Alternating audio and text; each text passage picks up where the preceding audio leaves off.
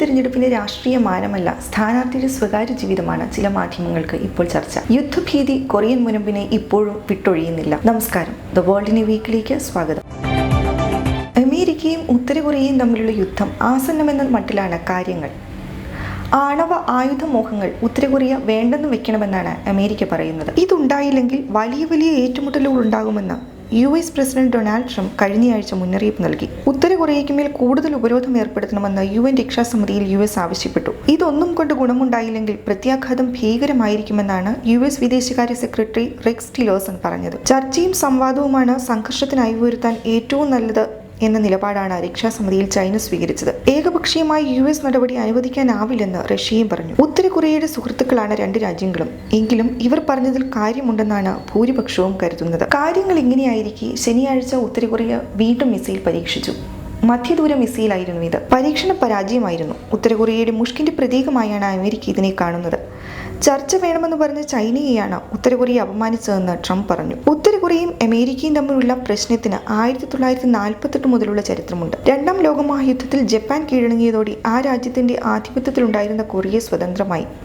തെക്കുഭാഗം അമേരിക്കയും വടക്കുഭാഗം റഷ്യയും നിയന്ത്രണത്തിലാക്കി. ഇപ്പോഴത്തെ സ്വേച്ഛാധിപതി കിം ജോങ് ഉന്നിന്റെ അപ്പൂപ്പൻ കിം ഇൽ സുങ്ങിനെ സ്റ്റാലിൻ തന്റെ കീഴിൽ വളർത്തി. സുങ്ങിന്റെ നീണ്ട വാഴ്ചയ്ക്ക് ശേഷം അദ്ദേഹത്തിന്റെ മകൻ കിം ജോങ് ഇല്ലും പിന്നാലെ കിം ജോങ് ഉന്നും അധികാരത്തിലേറി. രാജഭരണം പോലെ കുടുംബ ഭരണത്തിന് കീഴിലായി ഉത്തര കൊറിയ.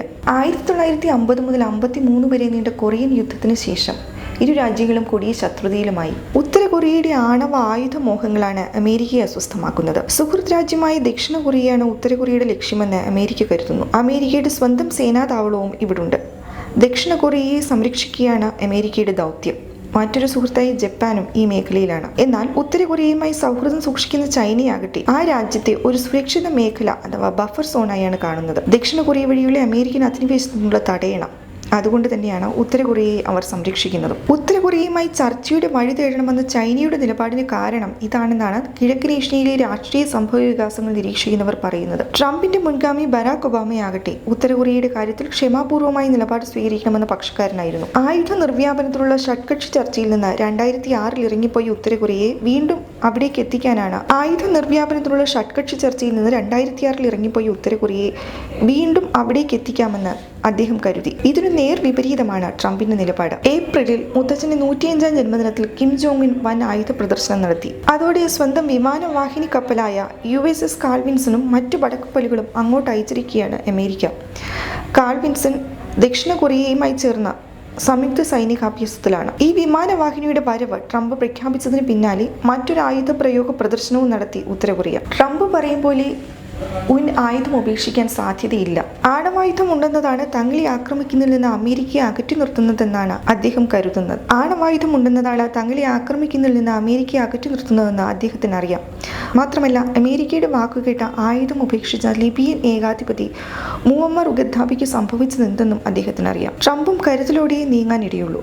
സിറിയയിലും അഫ്ഗാനിസ്ഥാനിലും അദ്ദേഹം നടത്തിയ ആയുധ പ്രയോഗം അത്തരത്തിലുള്ളതായിരുന്നു. എങ്കിലും യുദ്ധം തുടങ്ങാൻ ഏതെങ്കിലും ഒരു വിഭാഗം വിചാരിച്ചാൽ മതി എന്നതാണ് ഇപ്പോഴത്തെ ഭീതിക്ക് അടിസ്ഥാനം. ഫ്രഞ്ച് പ്രസിഡന്റ് തിരഞ്ഞെടുപ്പിൽ മത്സരിക്കാത്ത ഒരു വനിത ഇപ്പോൾ പാശ്ചാത്യ മാധ്യമങ്ങളുടെ ഇഷ്ട തിരഞ്ഞെടുപ്പ് വിഷയമാണ്.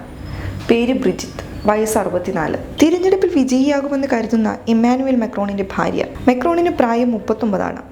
ഭാര്യ ഭർത്താക്കന്മാർക്കിടയിലെ ഈ പ്രായവ്യത്യാസമാണ് ബ്രിജിത്തിനെ വാർത്തയിലെത്തിച്ചത്. 70 വയസ്സുള്ള അമേരിക്കൻ പ്രസിഡന്റ് 47കാരി ഭാര്യ എന്നത് അത്ര വലിയ ചർച്ചയൊന്നുമായില്ല. പുരുഷന് പ്രായ കൂടുതലും സ്ത്രീക്ക് കുറവുമാണെങ്കിൽ അത് കാര്യമല്ല എന്ന ഒരു മട്ടായിരുന്നു മാധ്യമങ്ങൾക്ക്. പക്ഷേ ഇത് നേരെ തിരിച്ചായപ്പോൾ അമേരിക്കൻ മാധ്യമങ്ങൾ അടക്കമുള്ളവ വൻ വാർത്തയാക്കി. ഇതൊന്നും അത്ര കാര്യമല്ല മാക്രോണിനും ഫ്രഞ്ചുകാർക്കും. മാക്രോണിന്റെ അധ്യാപികയാണ് ബ്രിജിത്ത്.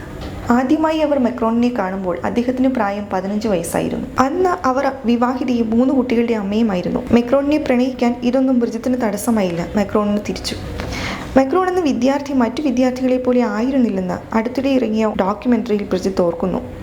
ആ കുട്ടിയുടെ അസാമാന്യമായ ബുദ്ധിവൈഭവമാണ് തന്നെ ആകർഷിച്ചതെന്നും അവർ പറയുന്നു. പതിയെ മാക്രോണും ബ്രിജിത്തിലേക്ക് അടുത്തു. തന്റെ ആത്മകഥയായ റെവല്യൂഷനിൽ ഇതേക്കുറിച്ച് മാക്രോൺ തന്നെ പറയുന്നുണ്ട്. താൻ ഇഷ്ടപ്പെട്ട സ്ത്രീക്കൊപ്പം ജീവിക്കാൻ തീരുമാനിച്ചുവെന്നും അതിനായി എന്തും ചെയ്യാൻ സന്നദ്ധനായിരുന്നുവെന്നും അദ്ദേഹം പറയുന്നു. മാക്രോണിന്റെ കുടുംബത്തിന് ഈ ബന്ധം ഇഷ്ടമായിരുന്നില്ല. അവർ അദ്ദേഹത്തെ നാടുകടത്തി. പാരീസിൽ കിടക്കുന്നത് വിലക്കി. ഈ വിലക്ക് പ്രണയത്തിന് തടസ്സമായില്ല. ഫോണിലൂടെ മണിക്കൂറുകൾ സംസാരിച്ചാണ് ഇക്കാലം കഴിച്ചതെന്നാണ് ബ്രിജിത്ത് ഡോക്യുമെന്ററിയിൽ പറയുന്നത്. 2007 ഇരുവരും വിവാഹിതരായി. ഈ വിവാഹത്തിനായി ബ്രിജിത്ത് ആദ്യ ബന്ധം പിരിഞ്ഞു. കുട്ടികൾ വേണ്ടെന്ന് ഇരുവരും നേരത്തെ തീരുമാനിച്ചതാണ്. ബ്രിജിത്തിന്റെ 3 മക്കളുള്ളപ്പോൾ തനിക്ക് വേറെ മക്കൾ വേണ്ടെന്നാണ് മെക്രോൺ പറയുന്നത്. ചരിത്രത്തിൽ ഇത്തരം ബന്ധങ്ങൾ സാധാരണമായിരുന്നു, പ്രത്യേകിച്ച് ഉന്നത നിലയിൽ വ്യാപരിച്ച സ്ത്രീകൾക്കിടയിൽ. ക്ലിയോപാട്ര, കാതറിൻ ദി ഗ്രേറ്റ്, ഇപ്പോഴത്തെ ബ്രിട്ടീഷ് രാജ്ഞി എലിസബത്ത് എന്നിവരെ ഉദാഹരണമായി ചൂണ്ടിക്കാട്ടാം. ഫ്രാൻസിന് തന്നെയും അങ്ങനെയൊരു ചരിത്രമുണ്ട്. നവോത്ഥാനകാല ഫ്രാൻസിലെ ഹെൻറി രണ്ടാമൻ്റെ പങ്കാളി ഡിയാൻ ഡെ പോയിറ്റേഴ്സിന് അദ്ദേഹത്തെക്കാൾ 20 വയസ്സായിരുന്നു കൂടുതൽ. ഹെൻറി രണ്ടാമൻ്റെ ഔദ്യോഗിക ഭാര്യ കാതറിൻ്റെ മെഡിച്ചിയായിരുന്നെങ്കിലും ഡിയാനെ അദ്ദേഹം പരസ്യമായി അംഗീകരിച്ചിരുന്നു. മെക്രോണും ബ്രിജിത്തും തമ്മിലുള്ള പ്രായവ്യത്യാസത്തെ പുറത്തുള്ളവർ വാർത്തയാക്കുന്നത് പ്രായമായവർക്ക് നേരെയുള്ള പക്ഷപാതപരമായ പെരുമാറ്റത്തിൻ്റെയും സ്ത്രീകളോടുള്ള വികലമായ കാഴ്ചപ്പാടിൻ്റെയും മറ്റുള്ളവരുടെ ലൈംഗിക ജീവിതത്തിൽ ഒളിഞ്ഞു നോക്കി സുഖം കണ്ടെത്തുന്ന വൈകൃതത്തിൻ്റെയും ഉദാഹരണമായാണ് ഫ്രഞ്ചുകാർ കാണുന്നത്. മെയ് 7 നടക്കുന്ന 2ാം വട്ട തിരഞ്ഞെടുപ്പിൽ നാഷണൽ ഫ്രണ്ട് സ്ഥാനാർത്ഥി മാരിൻ ലെ പെന്നിനെ മെക്രോൺ തോൽപ്പിക്കുമെന്നാണ് കരുതുന്നത്. അങ്ങനെയെങ്കിൽ ഫ്രാൻസിൻ്റെ അടുത്ത പ്രഥമ വനിതയാവും ബ്രിജിത്ത്. കൂടുതൽ വിദേശ വിശേഷങ്ങളുമായി അടുത്തയാഴ്ച വീണ്ടും കാണാം. നമസ്കാരം.